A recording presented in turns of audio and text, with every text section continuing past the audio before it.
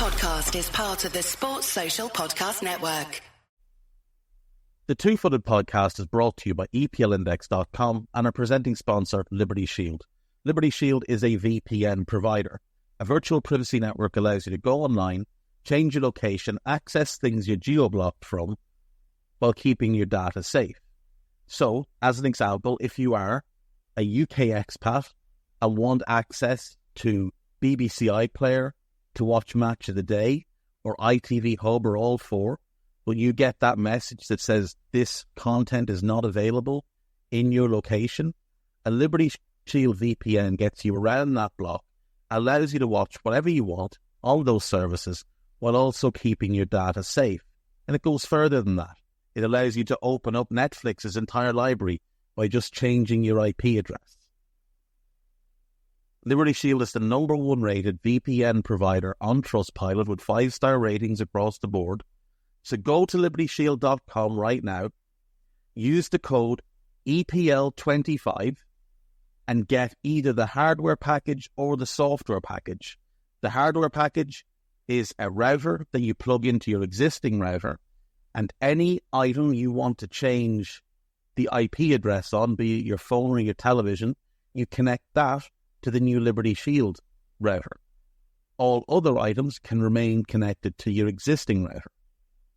There's also a software package which is instantly downloadable to your device and you can get using straight away. Again, libertyshield.com, EPL25 for 25% off at checkout.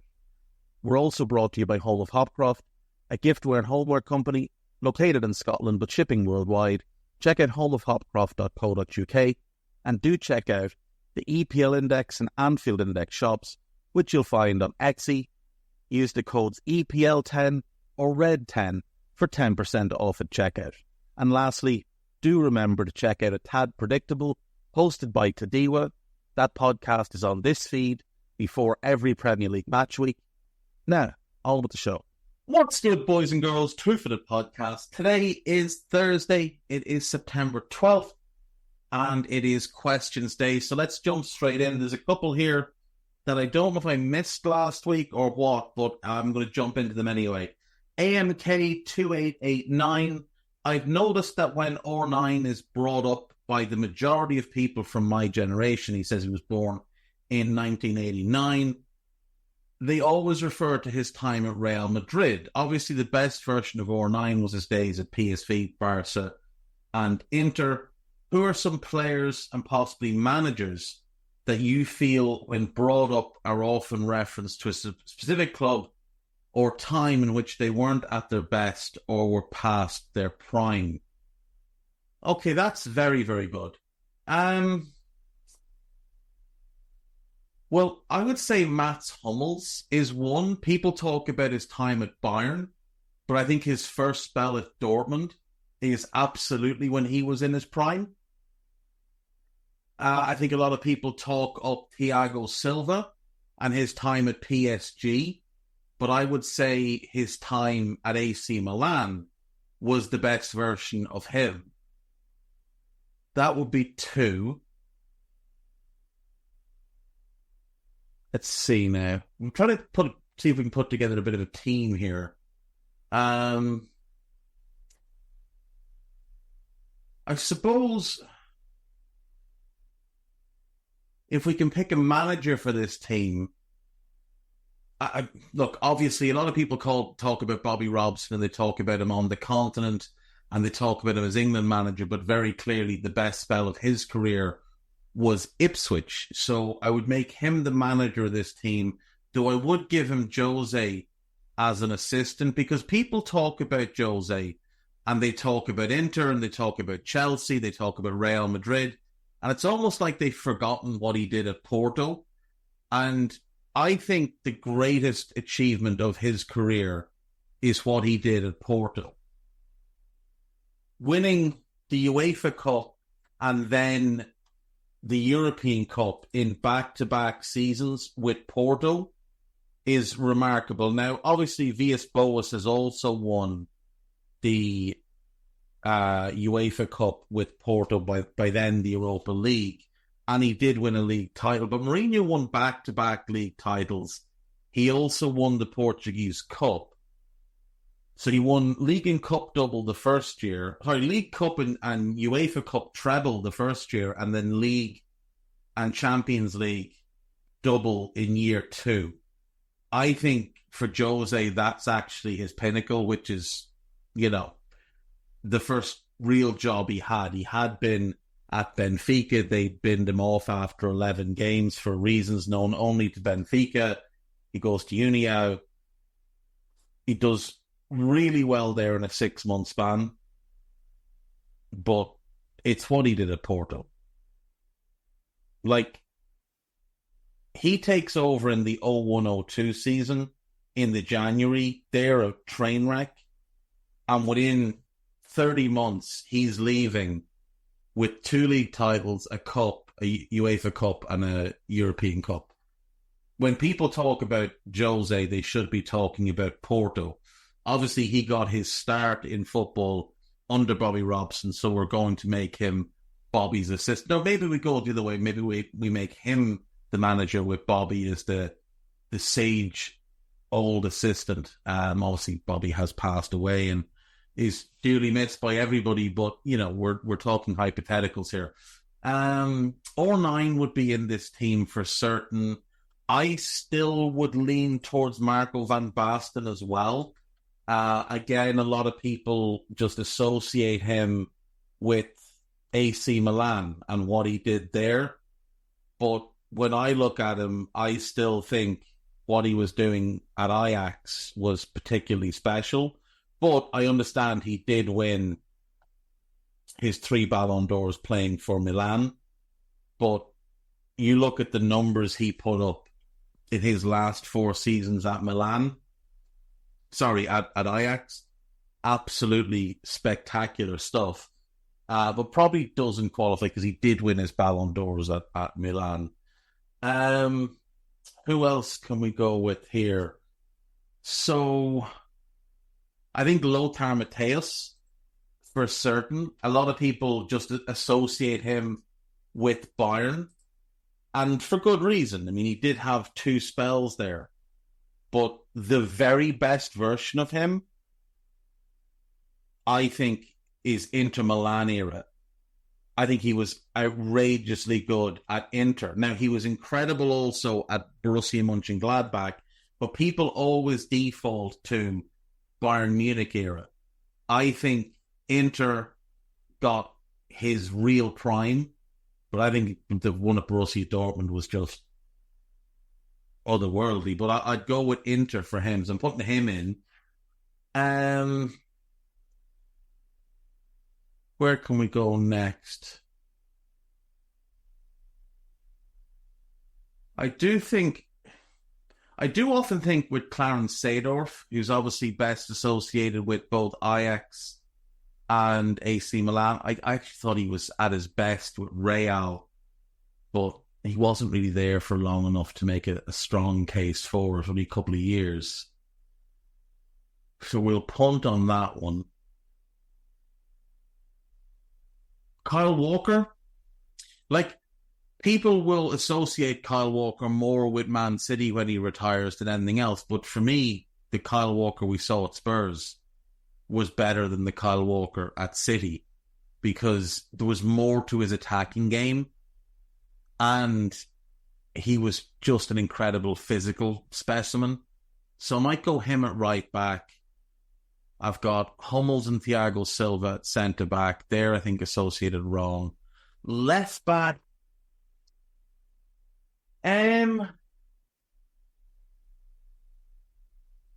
Left back is tough. We might come back to left back.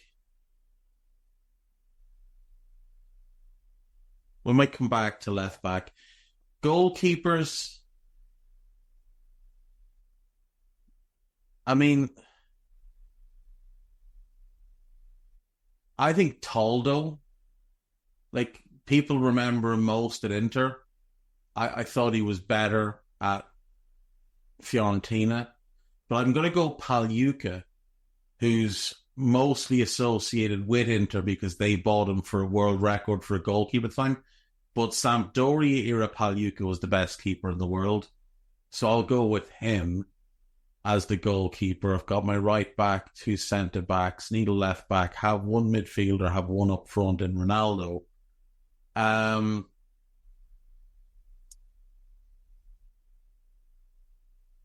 I'll actually go a little bit controversial on this one. I think Rivaldo. Now, I understand it was at at Barcelona that he really became a world star and everything sort of snowballed from there. But I still think, even though he won World Player of the Year in 99 with Barca, which, no mistake about it, he was tremendous that year for Barcelona. I think the best season of his career was with Deportivo La Coruña. I think he was just ridiculous that year. So I'm actually going to throw him in as well.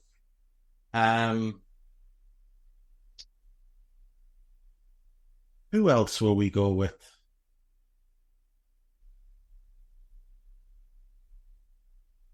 Need a left back, one in midfield, one on the right wing, maybe one up front. Might go to 10 behind the 9, his R9. I'm just trying to think. Defensive midfielders, winger, left back.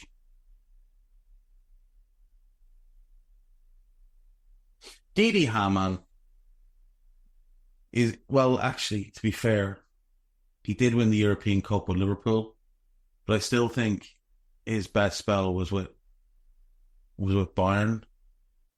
Maybe we'll punt on him.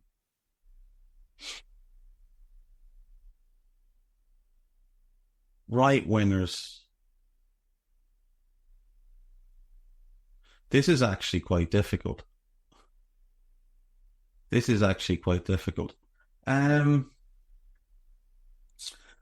Left back, one in midfield, 10 and a right winger, or another striker and a right winger. We're forward short. I'll come back to this because I don't want to get caught up in it too much. Isaac Gilding, what are some low-stakes football conspiracies you might have? For example, I'm fairly certain Harry Redknapp was a fixer for some London mob boss who happened to then accidentally become a football manager. I don't care that his Wikipedia page says he was a player in the 60s and 70s, or there's video evidence of him playing. There's no way someone like that can be at such a high level in any walk of life, let alone football. Any similar thoughts is just me. I fully agree.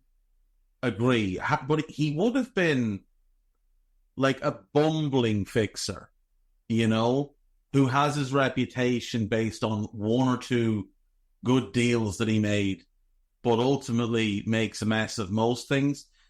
And I've often looked at Fabio Capello and thought, there's just no way he wasn't an enforcer for the mafia. No way at all. I've often looked at Marcello Lippi and thought, you're definitely high up in the mafia. You're like a capo or whatever, the consigliere or something. You're high up.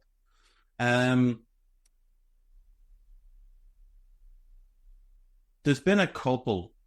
So I don't know if you remember Dave Kitson, ginger striker, played for Reading and a bunch of other clubs. There used to be a fella who used to deliver packages like parcels and stuff around the town I grew up in, who was the image of him. So I think Dave Kitson actually moonlighted as what company was it? I don't think it was DPD. I don't think they were around then. Let's just say it was DHL, as a DHL delivery driver. There's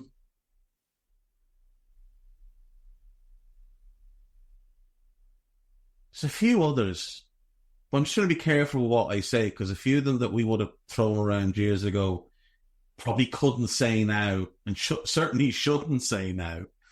Well, there was a lot of talk about Dion Dublin being a porn star and doing that in his spare time. There was rumours about Dion and some part of his anatomy being exceptionally big. Let's see.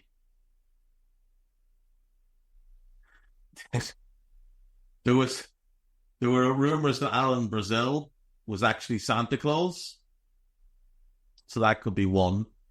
Um, Rumours that Peter Schmeichel was actually the inspiration for Rudolph. Might take that one and run with it. It's been a few over the years. Like with certain players being the sons of certain managers and stuff. Like Darren Fletcher being Ferguson's actual son. And that he called him Darren because he already had a son called Darren, so he'd be able to remember it easier. And that's the only reason he stuck at United for so long. That's a few. Right, let's go. John P. combined 11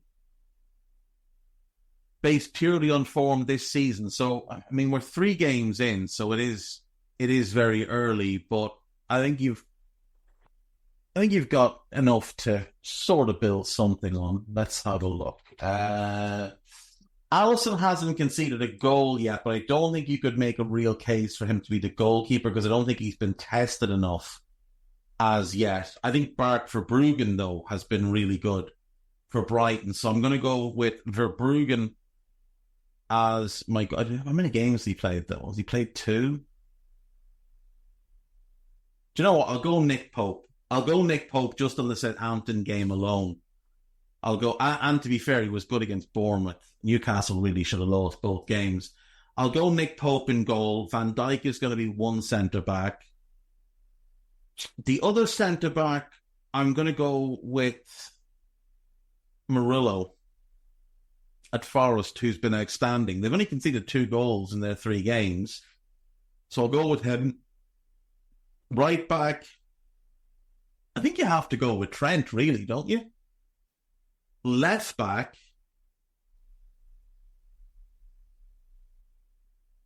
I mean, Hinchelwood's actually quietly done very well, but I'm going to go with Zinchenko, who I think has gotten a lot of unnecessary hate.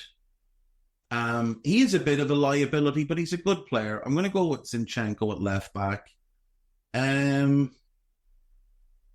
Midfield, I mean, Rodri hasn't played, has he? Has he played at all? I don't think he has.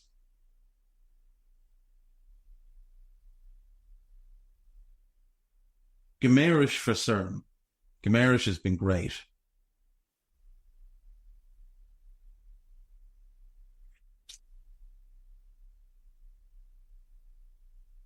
I think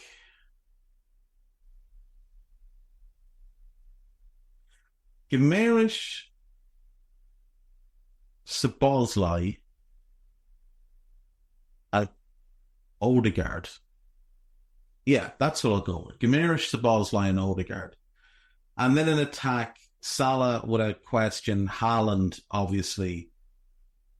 And I think Matoma has quietly been brilliant in their 3 games. So I'm going to go with Matoma. So there we go. That is my combined 11 of the season so far. Matt JT, similar to what you did for Varnen, can you put together an 11 of players that weren't particularly good for Liverpool, but went on to have good careers? Well, Brad Friedel would be the goalkeeper. Now,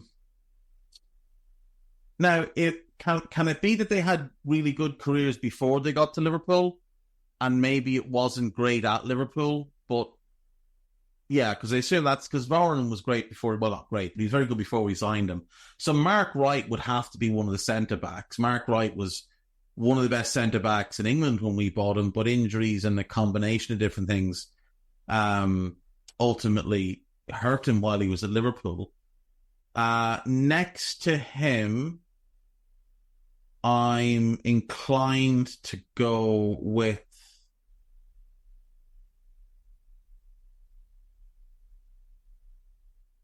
Pellegrino, Maurizio Pellegrino.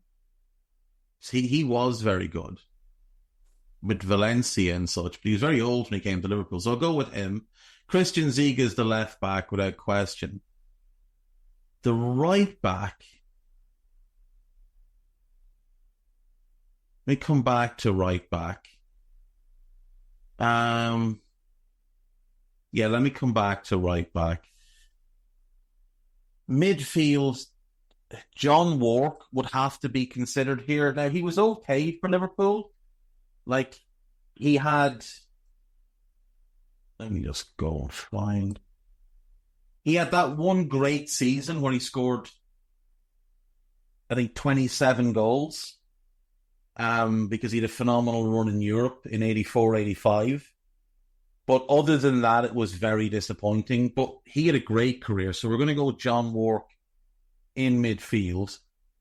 Paul Ince, I think, has to be the other one in midfield. Harry Kewell on a wing.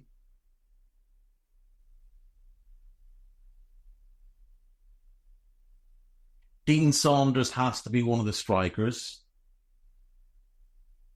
Robbie Keane is the other striker. So Keane and Saunders up front. Kewell on the left. Ince and Wark in the middle. We need someone on the right, and we need a right back.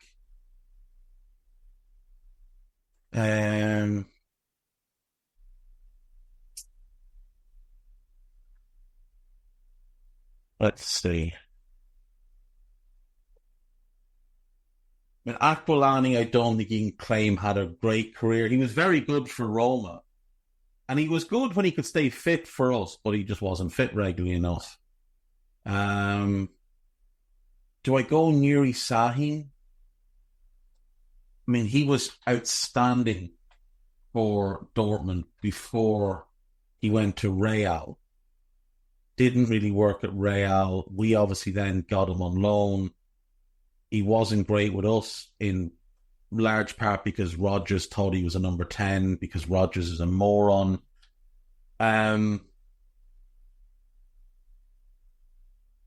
He did really good loan at Feyenoord. Went back to Dortmund. He was pretty good there. Then he was really injured when he signed there permanently.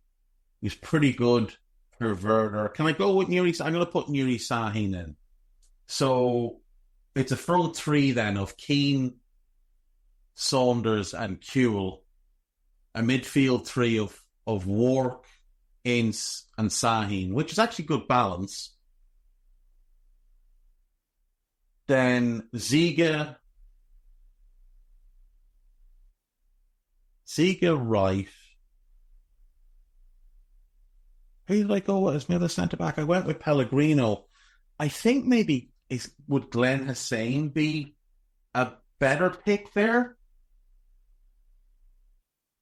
Like, he might be a better pick. No, do you know what? We'll stick with Pellegrino. So we need a right back. We have obviously the goalkeeper in Brad Friedel. Not Al-Hajj Jules. Paul Stewart's another one that's probably worth a bit of consideration. He'd been very, very good at Spurs before we signed him. Joe Cole obviously had a good career, just was dreadful for Liverpool. Torben Picnic had a decent career, was dreadful for Liverpool. There hasn't been that many flops at right back. Like, if you think of our starting right backs, you can even just go back to the early 90s. Rob Jones, then McAteer takes over from him, then it's Vigard Hegem, then it's Steve Finnan. Well, it was Carragher, then Steve Finnan, then Arbeloa. I mean, Nathaniel Klein wasn't good for Liverpool and had been good for Southampton and good for Palace. But he wasn't. But he was solid. He was fine for Liverpool. He wasn't a flop for Liverpool. And then obviously it's very briefly Joe Gomez, and then it's Trent. There is that horrendous Glenn Johnson spell that I've just brushed past, you might have noted, which is between Arbeloa and Klein. And Glenn Johnson was never particularly good. People still lying to themselves that he got us up the pitch and other things that don't mean anything. I'm going to go Nathaniel Klein. I think of the level that they showed elsewhere, I'll go Nathaniel Klein. So Friedel, Klein, Pellegrino, Wright, Ziga, Wark, Ince, Sahin, Keane, Saunders, and Q. That'll be my 11 for Liverpool. I will go to break, come back. I have another question from Isaac. I have one from Mikhail Campbell, and I will finish that one from AMK. So I'll see you in a sec. Right, welcome back. So to finish AMK's question about players that are associated with the wrong club, Ashley Cole at left back. If you associate him with Arsenal, you're wrong. If you associate him with Chelsea, you're wrong. You should associate him with both. Like, his career is absolutely has to be shared across both. He's one of the few that was equally brilliant for two clubs, and there's no real way to separate them. So Ashley Cole. Midfield, I kind of feel like Paulo Sousa is the one to go with here. Now, not a great player, but a very, very, very good player. But a lot of people think of him and think Juve. I think of him and I think Dortmund. Absolutely brilliant in that Dortmund European Cup winning team. So I would go with him in midfield. Remember, he won back-to-back Champions Leagues. He won it with Juve and then he went and won it with Dortmund, but I think he was better with Dortmund. So I'll go with him. Was injured a fair bit at Dortmund, though. He was there about a year and a half. Maybe I'm wrong. Maybe I'm wrong on him. Played less than I thought. I'll come back to that. On the wing, I think Luis Figo. Actually, I know Luis Figo as my 10. I still think Figo at Barca was the best version of Figo. I know most people think Real, especially with how he got there, but I'm going to go Figo. I'm also going to go Stanley Matthews, because most people associate him with Blackpool, but Stoke is the club. Stoke, that's where he should be associated with. Midfield. Right, so I've got Ronaldo as my 9, Figo as the 10, Matthews one wing, Rivaldo the other, Mateus in midfield. Not sure yet.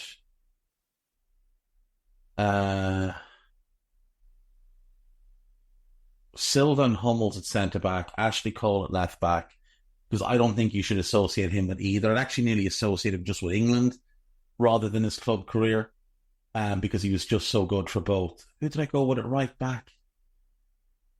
I went Paluca in goal. I went Kyle Walker at right-back. So I need one in midfield. Do you know what? Brian Robson. Because everyone always talks about Brian Robson at Manchester United and makes out that was the best Robson.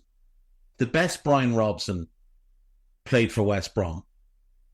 I know he was at United longer, but the very best version of Brian Robson was at West Brom. So I'll go with him. So Robson joins Mateus in midfield. Right, Isaac Gilding.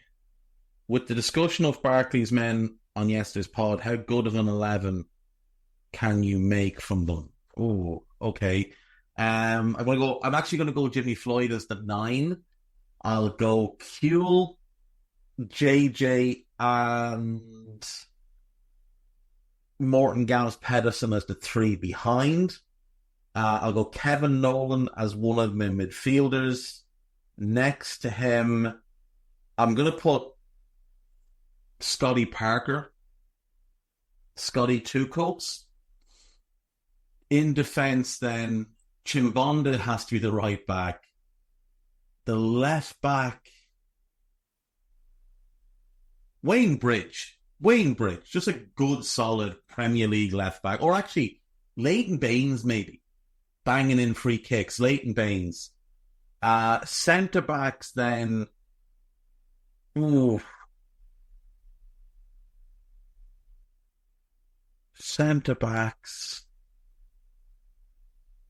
Because he never got the England recognition he deserved because of his injuries, I'm going to go Ledley King and Jonathan Woodgate next to him for the same reason.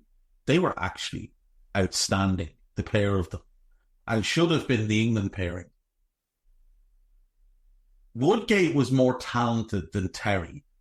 Rio wasn't nearly as good as King as a defender. He looked the part, but King had everything. That should have been the England pair. And then goalkeeper Caro Cudicini would be the Barclays man goalkeeper. And where would they finish in this Premier League? The fullbacks would be good going forward and not so great defensively, but they'd be fine, I suppose. The midfield would be solid. There's a lot of goals and creativity. Is there enough work rate for JJ Kocha to get away with being JJ Kocha? Probably not. Do I care? Absolutely not. Give me Morton Gamps lashing goals in from 35 yards.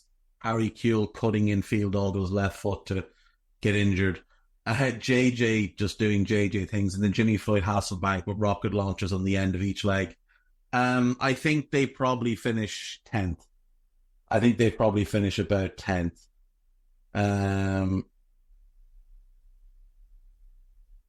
Right, this is Mikhail Campbell. Can you please take a look at the recent EA FC 25 video game player ratings of players in the Champions League teams or major leagues, and just talk or rant about the other blasphemy? You know what? That might take a couple of minutes, so let me come back to that one after this break and see if there's anything else that I have to get to today. Okay, this one's from Phil Walker.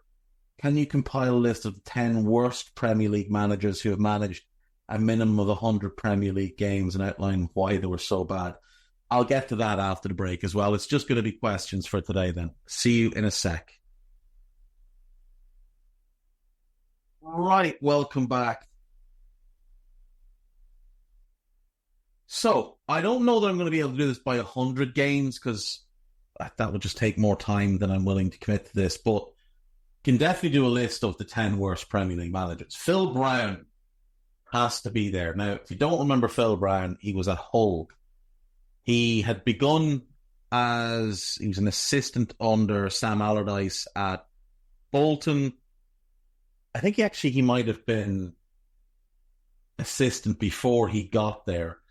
Then he went on to Derby, managed them, lasted a year, went to Hull, got binned off, went to Hull, and took them into the Premier League, was quite highly regarded for the job he'd done there, and then was an absolute shambles. And there was just so many different things, like comments he'd make, stories you'd hear from players, like conducting a halftime team talk on the pitch. Just embarrassing stuff, really. And when you look at his career after Hull, Preston fired, Southend for 5 years. So he's gone from Hull to Southend in 3 years. Premier League to, I assume Southend were League One or League Two. I think they were League One. League Two, actually. Then Swindon, they were League Two. Then he went off over to India and got sacked after 12 matches. Came back to Southend, got sacked by them after 16 games in charge. Actually, sorry, 20 games in charge in India. Swindon sacked him after 32 games. He went to Barrow, lasted 9 games, won 2 of them. Now he's at Kidderminster in the National League, and he's been dreadful. So, yeah, he's definitely there. I'm having Pardew. I think he's dreadful. I'm having Alan Pardew on this list. Ian Dowie has got to be there. Managed 3 different clubs in the Premier League, was awful at all of them. Mick McCarthy, I'm sorry, you've got to be there. Your Sunderland team is one of the worst in history. Your Wolves team was absolutely awful. You've got to be there. Scott Parker has to be there. His record in the Premier League is an atrocity. Now, he's done well in the Championship, but his record in the Premier League is atrocious.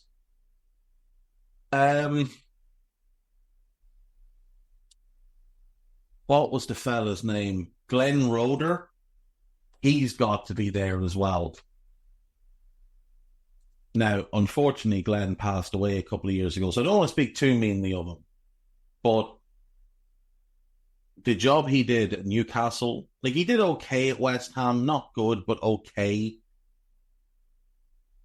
He was then jeered by his fans towards the end, and he got sacked.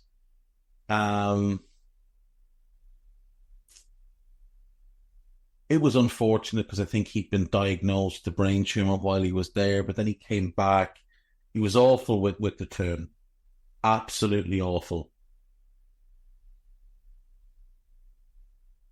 And then he was crap with Norwich, but I can't. Was that in the Premier League? No, that was in the Championship, wasn't it? Yeah, Glenn Roeder's, I'm sorry, he's got to be there.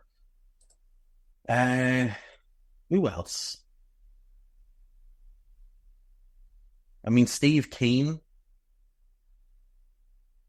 I think Steve Keane's surely got to be there. The atrocious job he did with Blackburn, the fact that he wasn't fired despite horrendous performances. I don't know if he reached 100 games, but I'm putting him in anyway. And like, his next job after Blackburn was in Brunei. Then he managed the Brunei national team for 4 games and lost all 4. Then he went to Melbourne Victory for 10 games and won 2 of them. And then he's currently with Torpedo Kutaisi in Georgia. Am I mental to think that's where Mamadou Sakho's just signed? Yeah, it is indeed. That's where Mamadou Sakho is now. That is funny.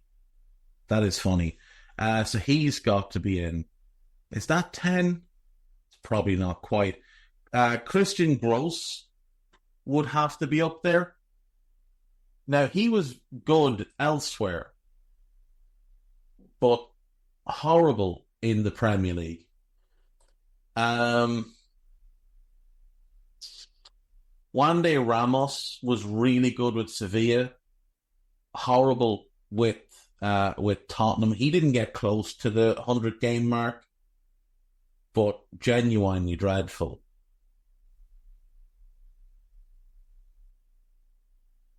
Trying to think who else there is.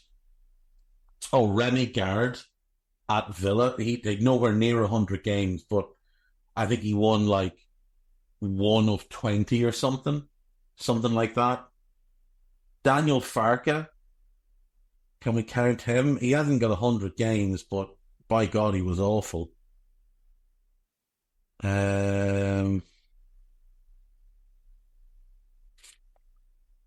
Just trying to think. Paul Jewell definitely has 100 games because he would have been manager of 3 or 4 different teams in the Premier League. Now, he did well at certain places, and he's another one of them that just sort of disappeared out of the game. Like 2012, he leaves Ipswich, and he hasn't been a manager since. He's only 59 now, so he was 47. He'd been a manager for 14 years. Paul Jewell's got to be in there. Yeah, that'll be that. Right, I've got some EA player ratings up here.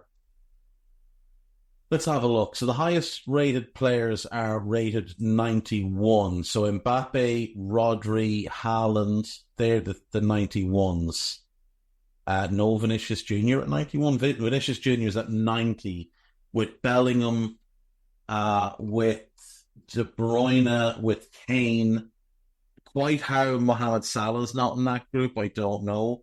Donnarumma at 89 is farcical stuff. Odegaard at 89 is a little bit aggressive. Alisson and Courtois at 89 is absolutely fine, but the fact that Donnarumma is on the same level as them, that's a joke. Lautaro Martinez is really good. He's not as good as Mo Salah, so he shouldn't be on the same rating. Marc-Andre ter Stegen should not be on that rating. Virgil van Dijk should be at least a 90. Phil Foden is an 88. Messi is 88. Obviously, he's declining, so that's okay. Griezmann is 88, is farcical. Ruben Diaz is 88, is farcical. Robert Lewandowski is 88, is farcical. And all of these are rated far too highly. Fede Valverde at 88 is fine. Ederson at 88 is a joke. Bernardo at 88 is fine. Jan Oblak, 88, no issue. Rudiger, 88, absolutely not. And that is all the highest rated players. Now, you've highlighted Saliba being 3 ratings marks higher than Konate. That is a farce, an absolute farce. To be honest, I generally think that the people who make these up don't actually watch football.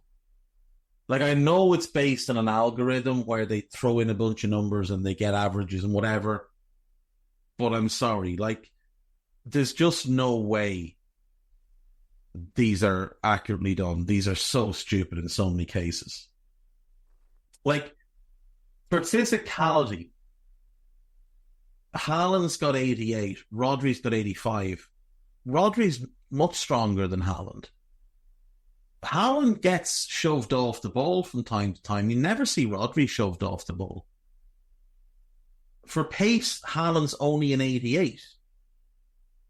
I'm not really sure how. Like, I'm really not sure how he's only an 88 for pace. Van Dijk is a 78 for pace. He's the quickest centre-back, other than Mickey van de Ven, in the world. He just doesn't need to sprint very often because he's always in the right position. Like, Salah's 89. There's no way Salah's quicker than Haaland at this point. Those ratings are stupid. And before I get too upset about them, that's going to leave me done for this episode. I will be back later today with the 2-footed extra. I'll see you then. Bye-bye. This podcast is part of the Sports Social Podcast Network.